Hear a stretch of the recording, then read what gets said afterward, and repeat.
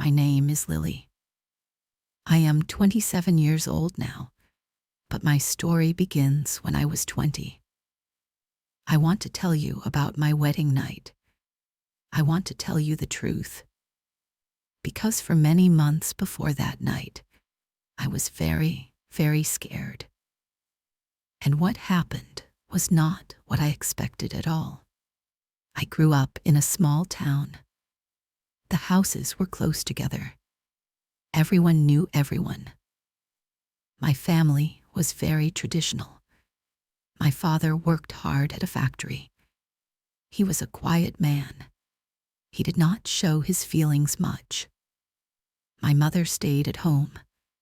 She was a good woman, but she was always a little sad in her eyes. She cooked and cleaned. She made sure our home was perfect. But I never saw my parents laugh together. I never saw them hold hands. Love in my house was a quiet, dutiful thing. It was about responsibility, not joy. My mother taught me how to be a good wife. A good wife keeps a clean house, she would say. A good wife always has dinner ready for her husband. She also told me, in quiet whispers, a husband has needs. A good wife understands this. She never explained what these needs were. Her face would get tight, and she would look away. Her silence was louder than any words. It made me feel that these needs were something to be afraid of. Something a woman must endure, not enjoy. I didn't have many friends who talked about love or marriage. We were all good girls from quiet families. We talked about school.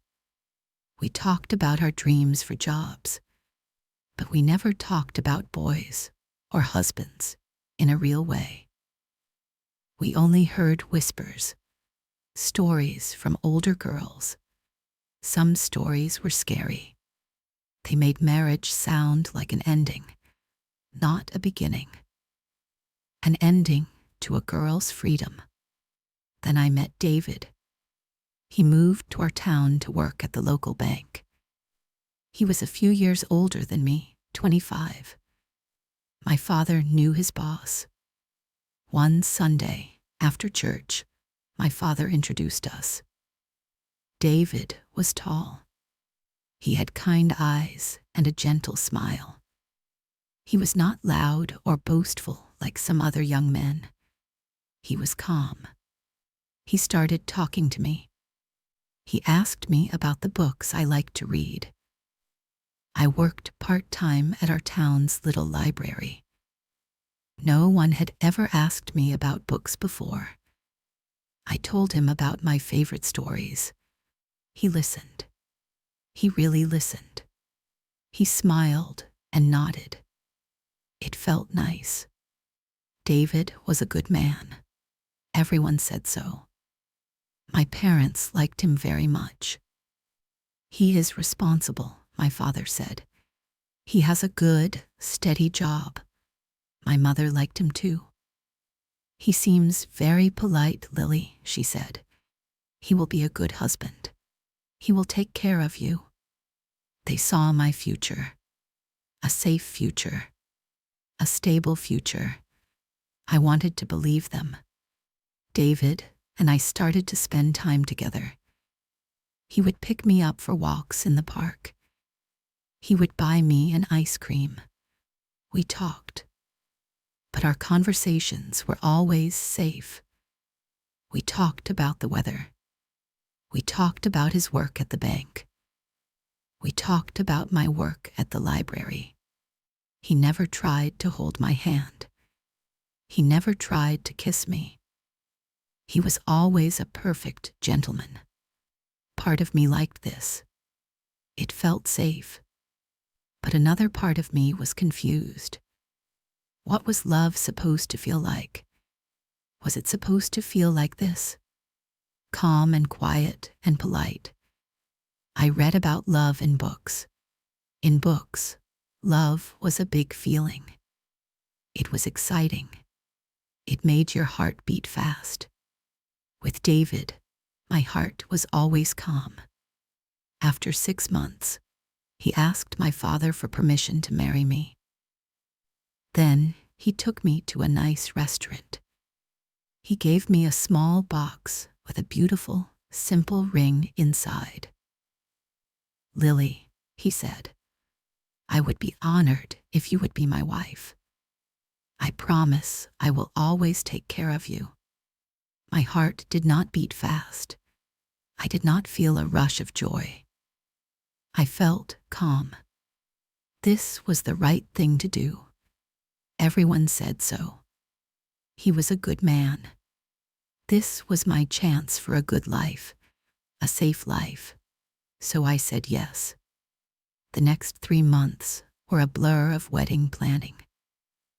My mother was so happy. She helped me choose a dress. It was a beautiful white dress with long lace sleeves.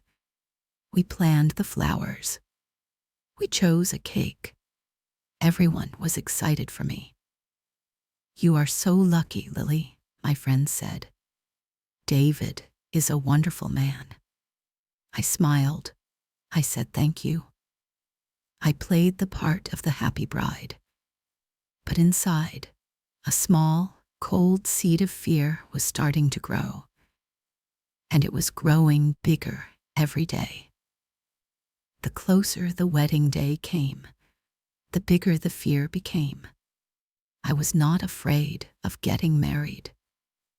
I was afraid of the wedding night.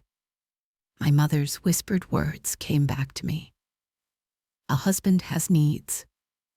The scary stories I had heard from other girls echoed in my head.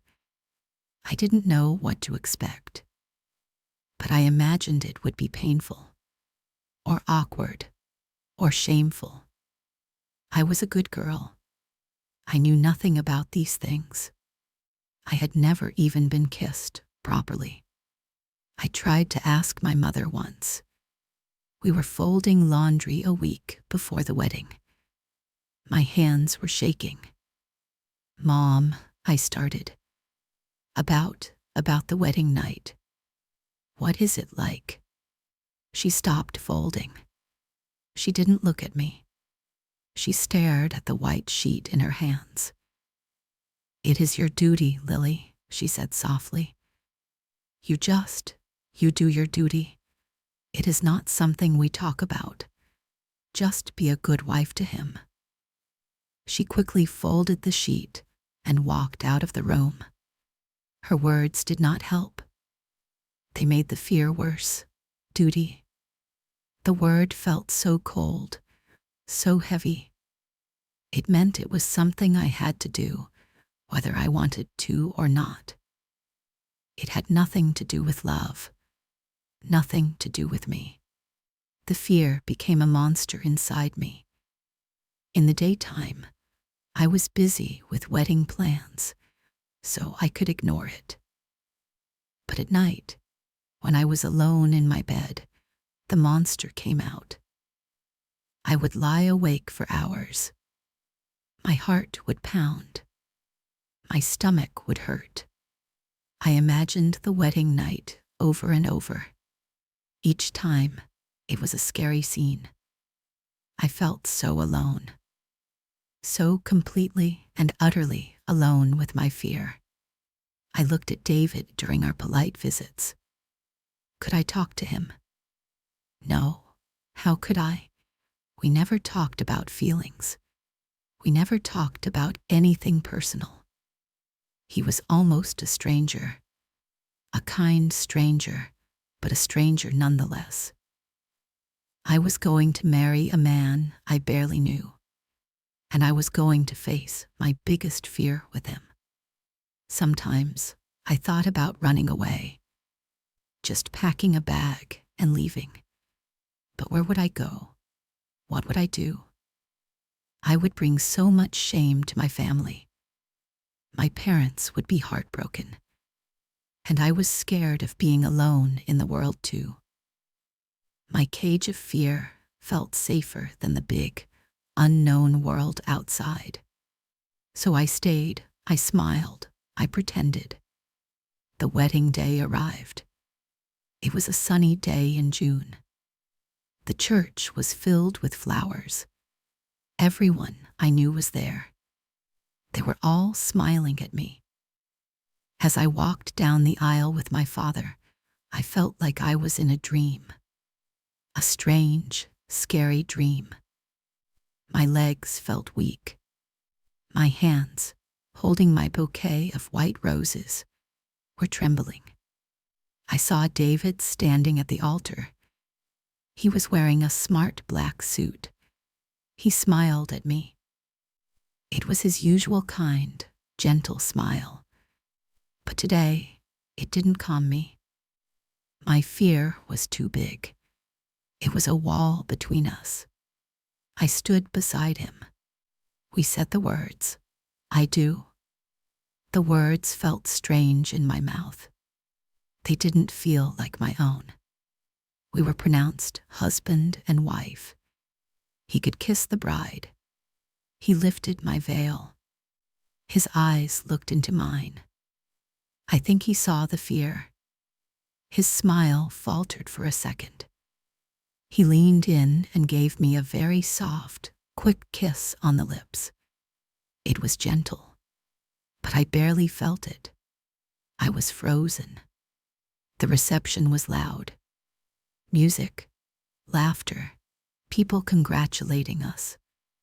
I smiled and smiled until my face hurt. I danced with my father. I danced with David. When he held me, I was stiff like a board. He must have felt it. He held me gently. He didn't pull me closer.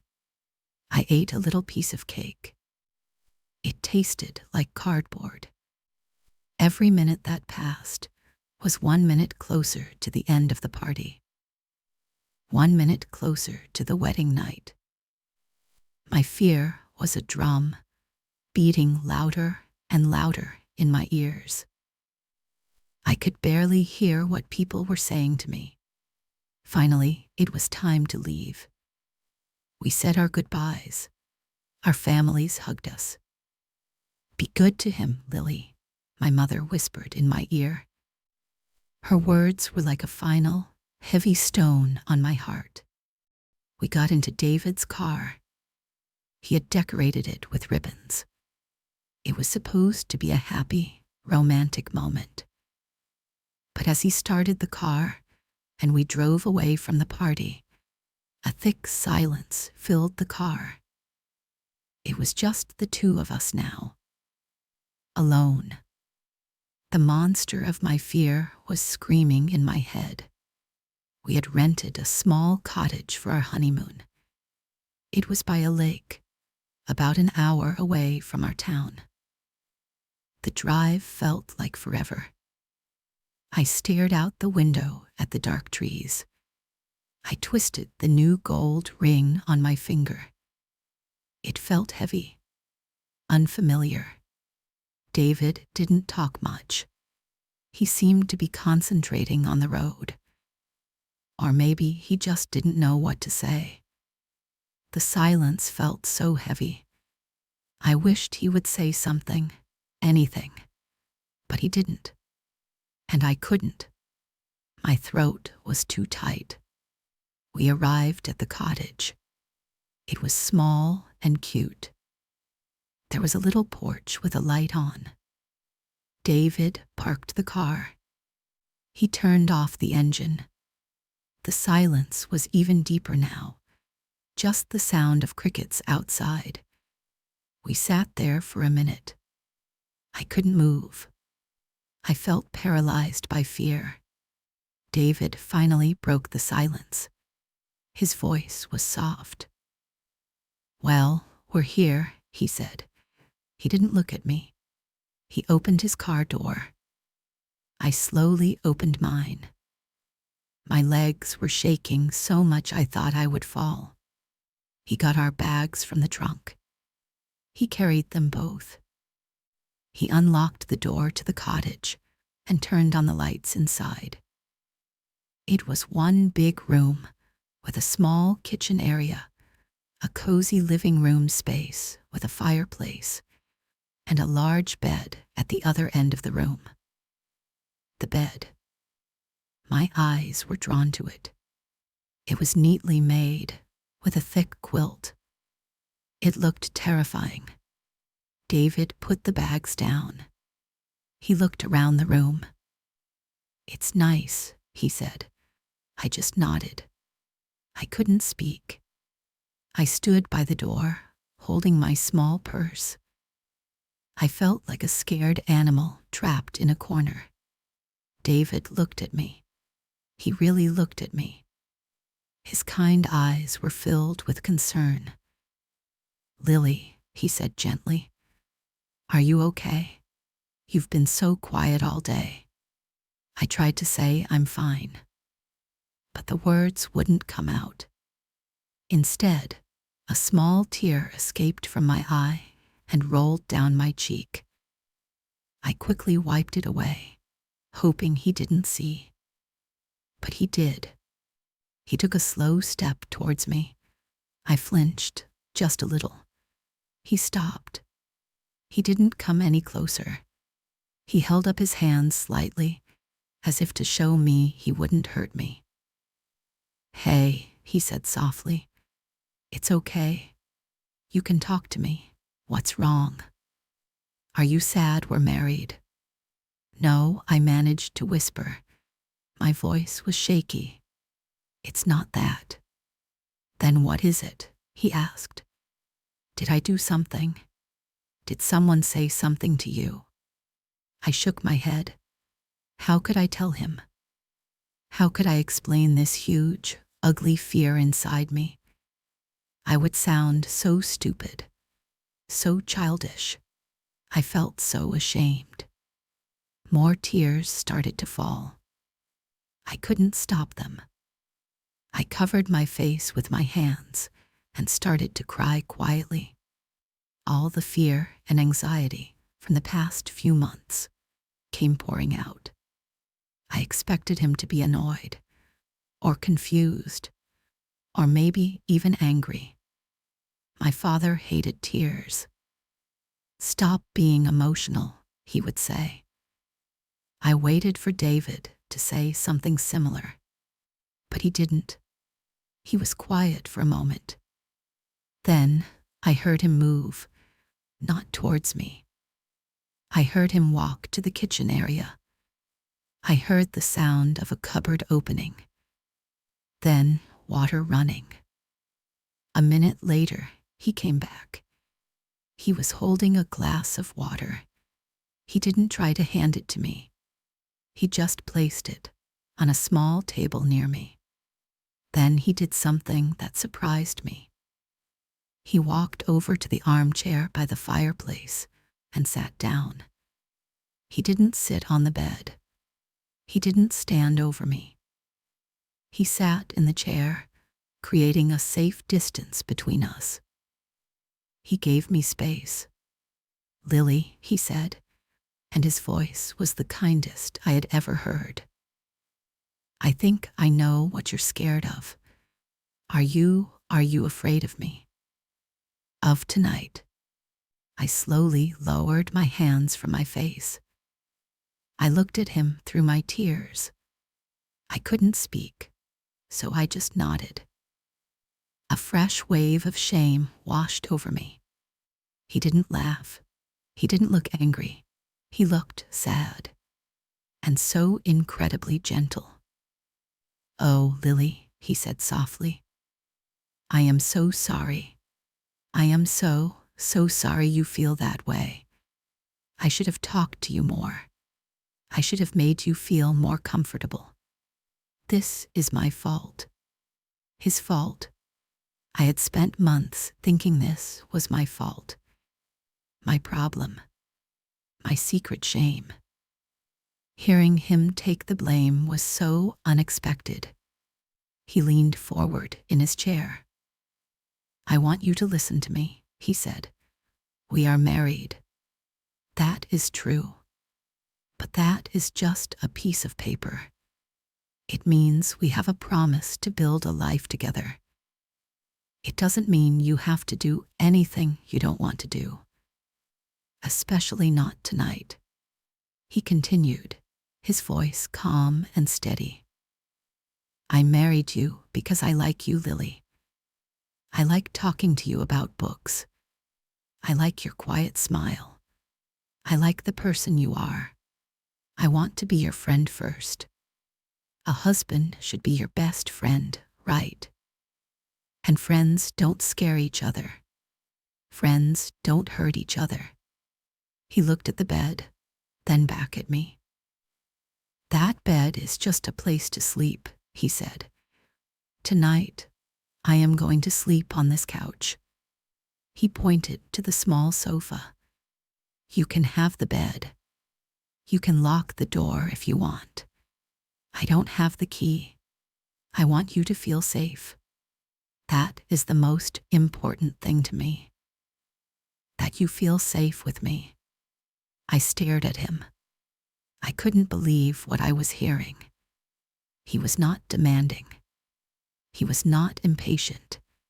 He was not talking about his needs or my duty. He was talking about my feelings. He was talking about making me feel safe. We have our whole lives, Lily, he said with a small, sad smile. Years and years. We have time. There is no rush. Tonight, let's just be two people in a new place. We can just rest. The wedding was a long day. My crying had stopped. I was just looking at him. At this man who was my husband. This kind stranger. He wasn't a monster. He was just David. A man with gentle eyes who cared about how I felt. Okay, he asked softly. I finally found my voice. Okay, I whispered. He smiled, a real smile this time. It reached his eyes. Good, he said. Now, why don't you go wash your face? You'll feel better. The bathroom is just through there. There are clean towels. I slowly walked to the bathroom. My legs still felt a little shaky, but for a different reason now. I felt relief. A huge, overwhelming wave of relief. It was so powerful, it made me feel weak. I looked at myself in the mirror. My face was red and blotchy from crying, but my eyes looked different. The terror was gone. I washed my face with cold water. I took a deep breath. The monster inside me was gone. It had disappeared. In its place was a small, fragile feeling of hope. When I came out of the bathroom, David had taken the cushions off the sofa and had found a blanket and a pillow from a closet. He was making a simple bed for himself on the floor. He saw me and smiled. This will be fine, he said cheerfully. Very comfortable. I walked over to my suitcase.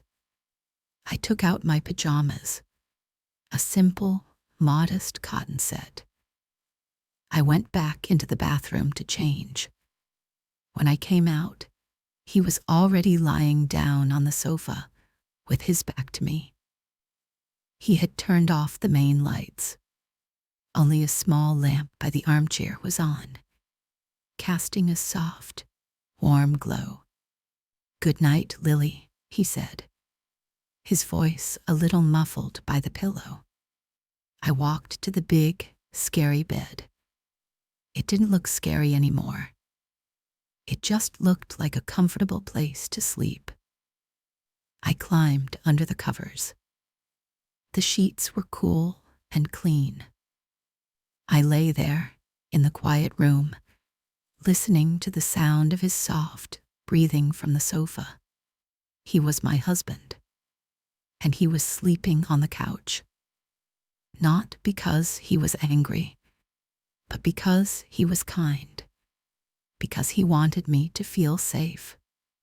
That was the truth about my wedding night. Nothing happened. And in that nothing, everything happened. A marriage began, not with duty or with fear, but with patience, with respect, with a quiet, gentle kindness that was more loving than anything I had ever read in my books. Lying there in the dark, I felt something new. My heart was calm, but it was a warm calm now, a peaceful calm. And for the first time in a very long time, I knew I was not alone. I fell asleep easily, and I did not have any bad dreams. The next morning, I woke up to the smell of coffee. Sunlight was streaming through the cottage window. I sat up. David was not on the sofa. I felt a small moment of panic, but then I saw him. He was in the little kitchen area, making breakfast. He was humming a little tune. He saw me and smiled. "Good morning," he said. "I hope you slept well." "I did," I said, and my voice was clear and steady. "Thank you." He understood what I was thanking him for. He just nodded. "I found some eggs and bread," he said. "I hope you like scrambled eggs." We ate breakfast together at the small table. It was different from all our other meals. The heavy silence was gone. We talked. He told me a funny story about his first job. I laughed. A real, genuine laugh. The sound surprised me. It felt good. I told him about a funny old man who came into the library every week. He laughed too. It felt easy, natural. He wasn't a stranger anymore. He was David, the man who slept on the sofa to make me feel safe. The man who made me scrambled eggs. The rest of our honeymoon week was like that. We walked by the lake. We rented a small boat. He taught me how to row. When I splashed him with water by mistake, he laughed and splashed me back. We were like two kids, playing. We talked for hours. I told him about my dream of one day visiting the ocean. I had never seen it. He didn't say it was a silly dream. He said, "We will go, Lily. I promise. We will go together." He never tried to kiss me again that week. He never tried to hold my hand, unless it was to help me out of the boat. He gave me space. He gave me time. And with that space and time, something amazing happened. I stopped being afraid, and I started to really like my husband. I started to see the good, kind heart he had. On our last night at the cottage, we were sitting on the porch, watching the stars. It was a clear night. The sky was full of them.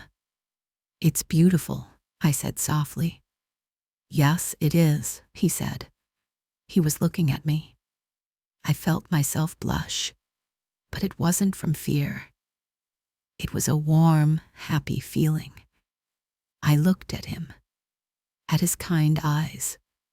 I wanted to be closer to him. It was a new feeling. A feeling I chose. Slowly, I reached out and put my hand on top of his. His hand was warm and strong. He turned his hand over and gently held mine. We sat there for a long time in the quiet of the night, just holding hands. It was better than any kiss I had ever imagined.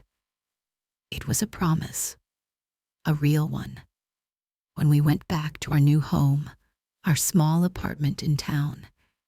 Things were different. I was not the same scared girl who had gotten married. I felt stronger, happier. Our home was not quiet and sad like my parents' house. David filled it with his calm, cheerful energy.